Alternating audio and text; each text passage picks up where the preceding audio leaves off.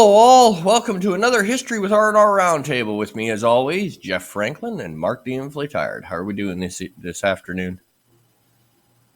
Doing fine here. Doing great. All right. So today with Band of Brothers being a big topic, I hope everybody's been enjoying them. This week, I thought we'd take a look at, when a parachute operation goes bad. And there is no better beacon of this than a little plan that Montgomery came up with called Market Garden. There is no bigger of a clusterfuck for the Allies than Market Garden, so that's where we're going to go. That's one way to put it. Yeah. Yes. And it would have been a brilliant tactic if it worked. Mm. Oh, yeah. Yeah, if it had worked, it would have been a masterstroke. But unfortunately, Unfortunately, it did not. It did not. It did not go to plan at all. So basically, Market Garden, in its very, very basic summary, was a combined effort between the paratroopers and the tank corps. So the armor. So basically, the parachuters parachute in, secure the bridges. The armor goes across the bridges and surprises the Germans, and they get all the way up, and they're able to cross the Rhine 6 months earlier than what they historically could have. The problem is you put way too much on the paratroopers.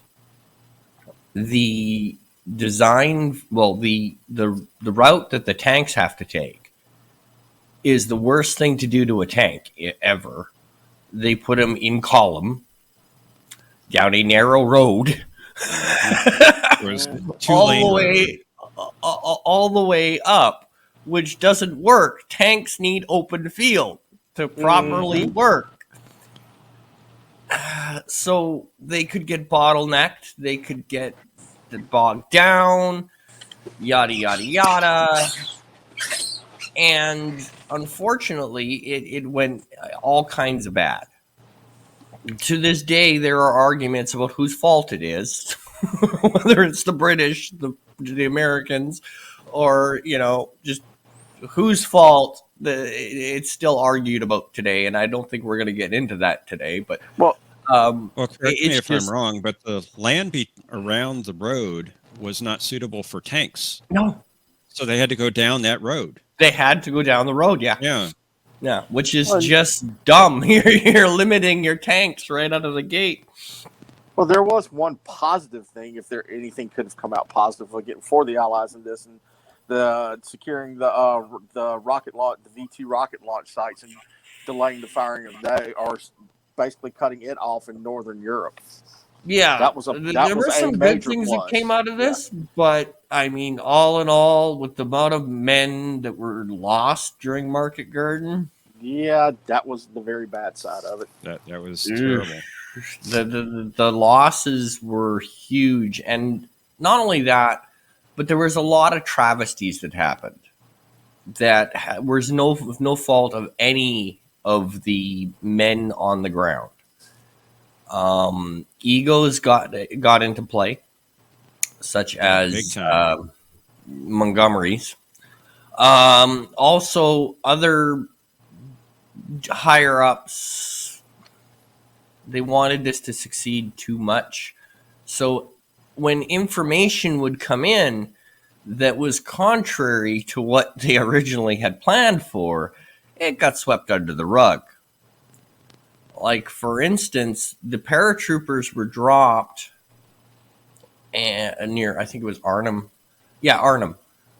And they were told that it was just a small garrison of German troops.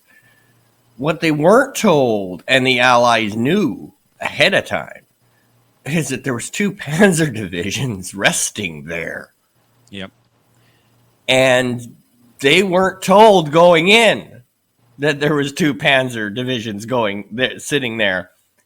But the Allies knew there was 2 Panzer divisions sitting there. They just neglected to tell the troops going in that there was 2 Panzer divisions sitting there. So that was an oops. They didn't want to frighten the troops. They'd figure it out when they got there. Yeah, that went over well. Let's see. Rifle versus tank. Yeah. A little bit of a mismatch there. Yep. Especially considering by this stage of the war, you're looking at Panzer IVs and Tiger tanks. Yeah, I'm sorry, your rifle ain't doing you any bit of good taking out a Tiger at all. I mean, Allied tanks had a hard enough time. They had to hit them on the side instead of in the front because the frontal armor was retarded on a Tiger. So you had that. You also had weather play a factor, which they should have thought out a lot better because the landings weren't like on D-Day. For the most part, it was a major, just one shot, one go. The paratroopers go over, and that was that. In Market Garden, they had like landings scheduled over 2 days because the Air Force was not willing to give them as many planes as they needed. So they had to do it in groups. So Group A would land, then the next day Group B would land. You know, there were sporadic landings. Well, once the Germans knew where the landings were, they just stayed there and knew that there would be a brand new load of troops coming down, and they just peppered them on the way down on the second group, right? Mm-hmm. The other thing that really effed the Allies was on day one. I can't remember which landing it was, but one of the soldiers that was either killed or captured had the detailed plan for Market Garden in his pocket. The German commander for the area grabbed it out of his pocket and went, so at 6 o'clock, I need troops there and there. Oh, at 7, I need them over there. So on day one, the Germans had the plan in their hands. So they knew exactly when the drops were coming. They knew exactly where the drops were coming. The other thing that they weren't planning on was the Germans decided to flood all the landing zones. Anywhere where they could land on open field was flooded by the Germans, which caused all kinds of havoc for the poor boys landing. Now, to their credit, they did take a lot of the bridges, a lot of the success. The main one was the final bridge in Arnhem that broke the camel's back. The other problem that they had was the tanks. The tanks were about a day delayed due to fighting and etc. And then some of them were even later than that. Yeah. And then they had a chance to get as far to relieve a bridge that was in a lot of trouble. And after one bridge had already been blown and they had to build a new bridge, that took time. Mm-hmm. But they get across, they defeat the Germans in that sector, and then they go, we're resting till tomorrow. And to this day, there's a big argument because those tankers were told, well, what the hell did you stop for? Well, we had a long day of fighting. We're going to rest now. No, you needed to keep going. If you'd kept going, we would have got this. So but in reality, yeah, no. Just no. Didn't make a difference. But as we like to do as humans, armchair quarterback, well, if the tanks had kept rolling, yeah, shut up. The boys at Arnhem fought basically to the last bullet. Not the last man, but almost the last bullet, before finally having to surrender, because the Allies couldn't get to them, and they were majorly outnumbered because they had the Panzer units that weren't supposed to be there. The drops by themselves was absolute cluster F. They were dropped in the wrong spots. The Royal Air Force decided that, well, okay, your target is here. However, we have reports that there's heavy flak around your proposed landing zone. So we're going to move your landing zone 40 miles that way so that our planes don't get shot down. That didn't help them either. Yeah. And then they had to get to their designated landing zone on the land. Yep. Yeah. Not to mention that they were outgunned as well. I mean, you're talking about troops. Well, you said troops fighting tanks. Also, the range of the weapons, they didn't have heavy artillery to compete with the Germans at that point either. No. I mean, they were getting outshot. They were basically getting picked off by superior firepower. Oh yeah, they did not have your standard paratrooper has a rifle, a machine gun, a couple of grenades, some TNT, but nothing to go up against a full Panzer unit. Mm-mm. And or nest with machine guns in them either. I mean, you're just looking at, it's like rats getting picked off one by one. I hate to use that term, but I mean, there's no other term that could really describe it. They were in a bad spot the whole way. They're lucky they got as far as they did with what they had. Yeah, they are. It's just pure determination they got where they got. Mm-hmm. The plan was effed from the beginning. One, with the sporadic landings. So day one, they land troops. Day two, there's too much cloud cover. So all those paratroopers that were supposed to go day two get grounded for 24 hours because the weather's too bad. Well, right there, you're screwed because the troops on the ground have enough ammo and stuff to last until they're supposed to be relieved. Well, their relief is sitting in London, in England, because you won't let the planes go because the weather's too bad. The day two. So then those troopers don't go till day three, so you're already a day late and $1 short. Yep. And it just goes bad from there.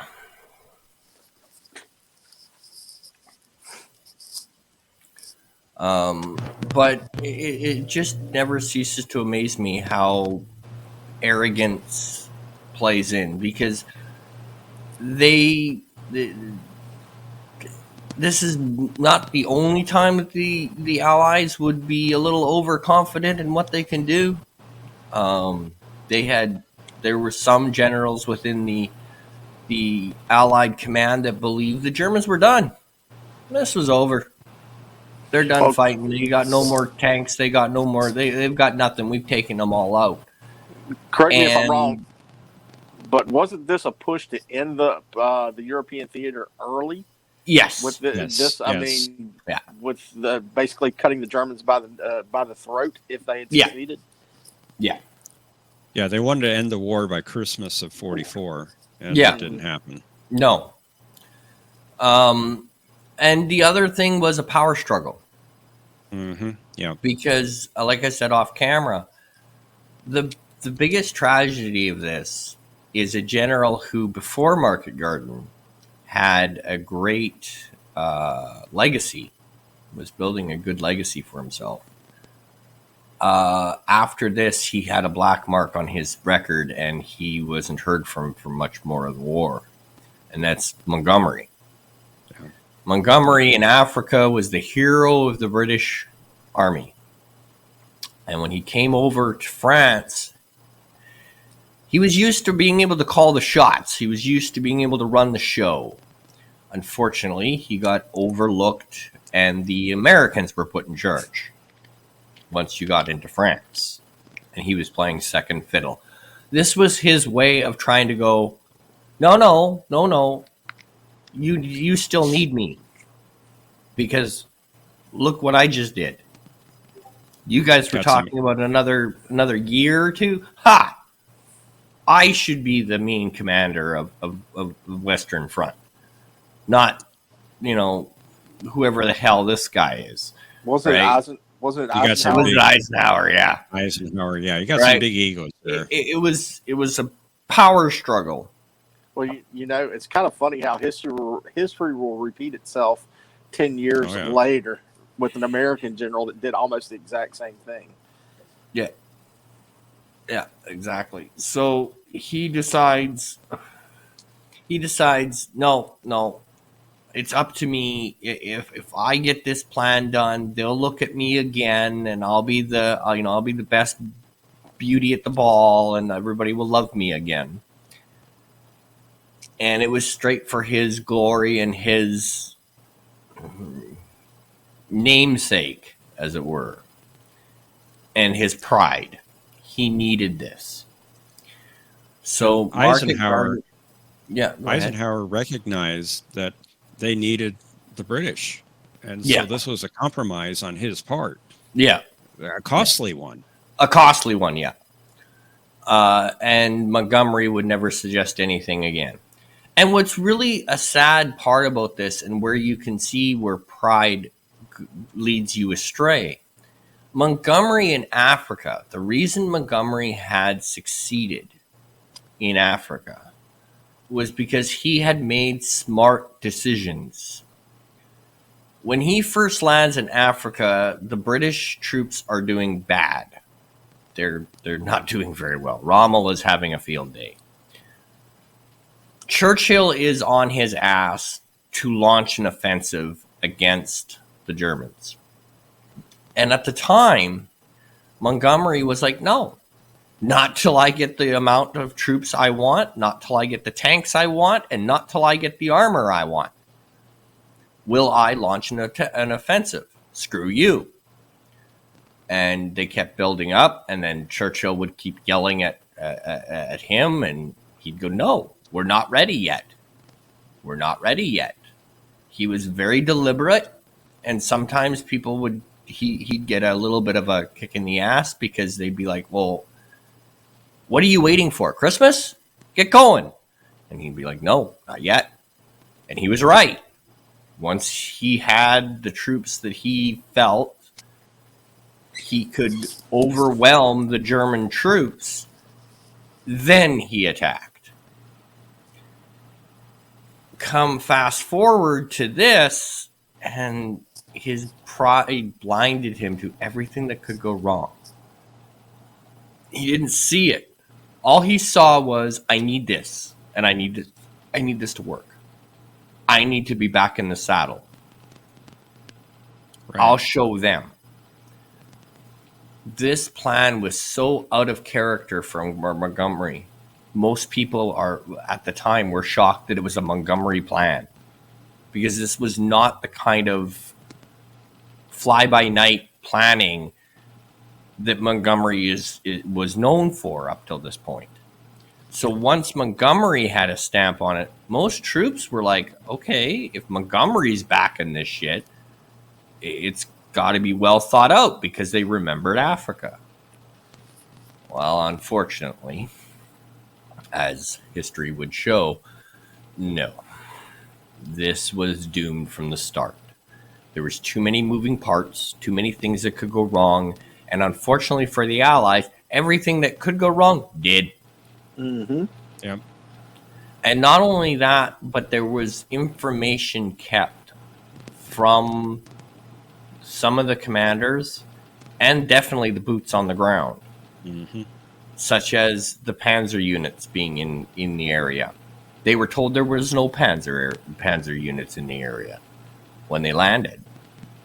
Meanwhile, they were all resting there. It was a rest area for the Panzer units.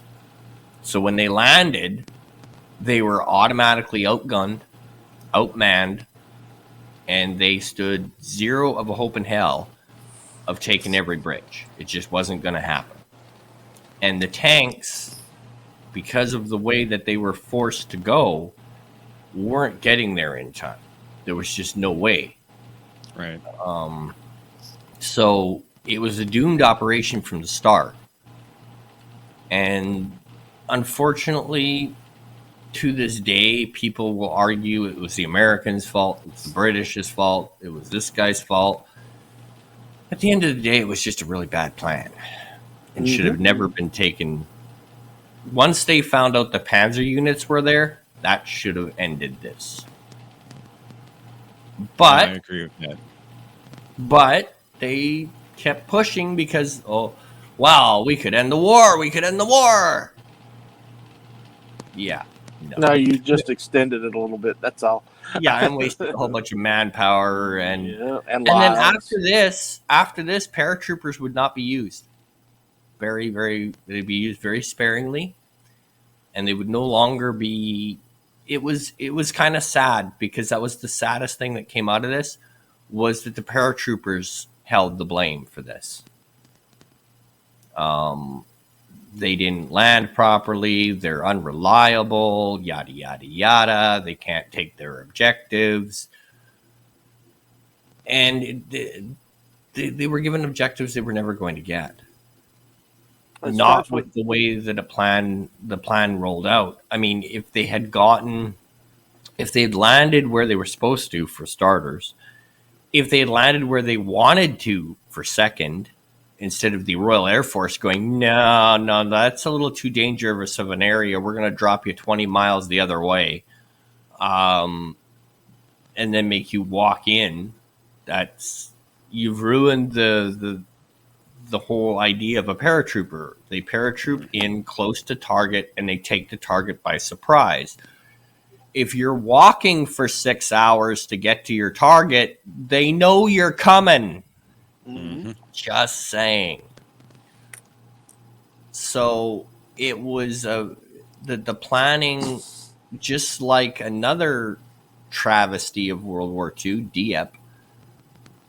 The other branches of the military decided to stick their nose in and change the plan so that, well, we can't really spare you this many planes, so you're going to have to do it over several trips. And these landing zones you've picked, they're too risky, so we're going to say, because of our reconnaissance, that you guys move about 20 meters that way in the opposite direction. Because it's safer for our planes. There's just too much flat. And then when they landed, the real big travesty of it is where these people said there was flak guns, they weren't. There wasn't anything there. Not a damn thing. Ironic. They could have landed if they'd landed where they wanted to, it would have improved the missions too. However, they were too far out, especially the bridge of Arnhem. It was just brutal. It was just terrible because the Panzer units were there. So even if the tanks had got there, I don't think they would have been able to go up against the Panzers. There was 2 Panzer units there. Right. It was a fool's errand to begin with. The problem is nobody took the reconnaissance, nobody took the information that was leaked, nobody took any of this other information that would, cast doubt on the operation. Anything that would make the operation look negative was brushed under the rug. It was like, well, I mean, they say there's tanks there, but I don't think there is. So we'll just tuck that away for another day. and your troops are landing expecting to go against a weakened German force, and they land right in the middle of a hornet's nest. Right. So, Well, I'll say this about the education system. I learned none of this in high school, middle school. I'm right there with It you. just wasn't. It just wasn't taught. I didn't know about this until you came up with this topic. well, okay, market garden isn't taught for the most part because, unfortunately, even in if you look up documentaries and stuff, market garden gets a lot of love because they love shitting on the British, but this didn't go well. Mhm. This wasn't one of the successes of the Allies. Well, and So this makes the Allies look bad. So it's swept under the rug. wasn't A Bridge Too Far based on this? The story Yes. based on this? Yes, roughly. Okay. It's not 100% accurate, but yes, A Bridge Too Far. That's what they ended up calling this, A Bridge Too Far. Makes sense. And unfortunately, it was a hairbound. It was a desperate attempt to end a war early, and they paid for it dearly. Mm-hmm. There was between the casualty list and the poor bastards that got taken prisoner because of this, it just wasn't worth it. It really wasn't. You just took the words out of my mouth. I was about to say it wasn't worth it. Yeah. It was not thought out properly. It wasn't executed well. Right. And again, this is something that, they go, well, we learned a lot from this. Shut up. I hate that excuse. Well, it wasn't a complete failure. We learned a lot. Shut up. They use that same stupid argument for Dieppe. Mm-hmm. Oh, we learned a lot from Dieppe. Yeah, you learned what not to do. Too late. But anyway. But with that, I think I'll go one more around the table and then we'll wrap this up. Jeff, final thoughts on? Well, Montgomery's you just had a lot of ego there, and you had the British that they felt like they were not in the loop anymore. And this was their desperate attempt to get back in the loop, and it just cost too much. Yeah. And allowed the one thing we haven't brought up is the Russians. It allowed the Russians to go into Berlin first. Yeah. And that turned a lot of things around for later part of the Well, century. actually, this had some to do with that. But unfortunately, that comes down to Eisenhower. This is why Eisenhower and Patton, near the end of the war, had a big argument. Because Patton's army was on the border of Berlin before the Russians. Patton was ordered to wait. That's true too. Patton had to wait for the Russians. And then the Allies, in their infinite wisdom, said, let the Russians take it. Let them take the casualties. We don't need to. That's why Russia took Berlin. But it was a attempt by the Allies to save casualty lists. I just wonder how that would have played out if Market Garden hadn't happened. If Market Garden hadn't happened, we would have had more troops, but I think it would have played out the exact same because the Allies, again, they were looking at this from a perspective, why lose men when we don't have to? Let the Russians do it. I think that might be a good what if. Yeah. Yeah. So they passed the buck and ended up costing them. Churchill hated the idea, and Patton hated the idea. It was the one time that Churchill and Patton agreed wholeheartedly, to the point where it cost Churchill the 45 election. Because Churchill was warning, no, we can't let the Russians have all this. An Iron Curtain is falling. What the hell? Push them back. And he got labeled a warmonger, and he lost the 45 election because of it. Patton, unfortunately, died in Berlin due to a freak accident. Didn't even die on the battlefield, unfortunately. But yeah.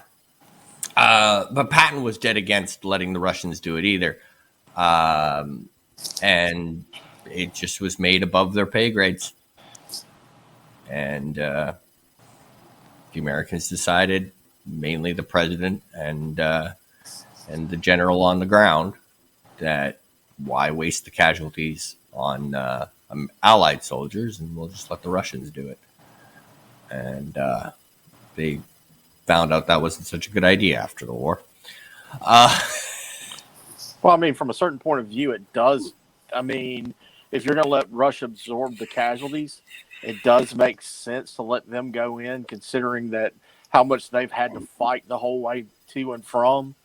Yeah. I mean, I can see that point of view, but yeah, the whole misrepresentation and letting communism get into Eastern Europe, well, that's another subject for another day. But That's another subject for another day, yeah. Yeah, But, yeah, that's the fallout right. from that. Yeah.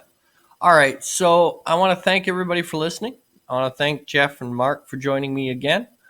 And hopefully this has sparked an interest. Maybe like Jeff and Mark, you haven't heard much about it.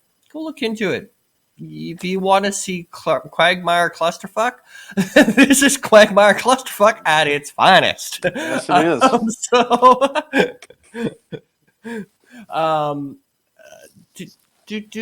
Do take a look and make sure you if you do look into this, watch more than one video and read more than one definitely. book, because Definitely. this shit has been spun sideways since then, and it's still argued about today.